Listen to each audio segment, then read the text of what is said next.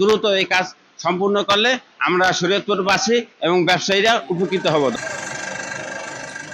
রাজধানী ঢাকার সঙ্গে সড়ক যোগাযোগে এতদিনের কষ্ট লাঘব হয়েছে শরীয়তপুরবাসীর। জেলা সদর টার্মিনাল থেকে পদ্মা সেতুর ওপর দিয়ে মাত্র 2 ঘন্টায় পৌঁছানো যাচ্ছে রাজধানীতে।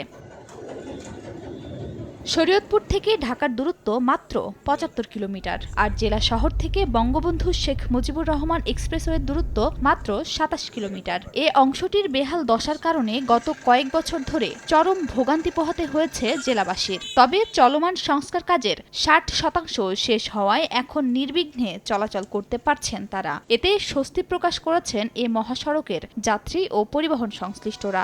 বাকি কাজ দ্রুত শেষ করার দাবি তাদের। আগে আমাদের রাস্তাঘাট খারাপ ছিল, গাড়ির পাসপোর্ট খুলে পড়ে যাইতো, এরপর জামে পড়ে আমাদের অনেক ভোগান্তি ছিল, 5-6 ঘন্টা বসে থাকতে হতো। এখন রাস্তা ভালো হয়েছে, এখন আমাদের যাইতে আসতে সময় কম লাগে।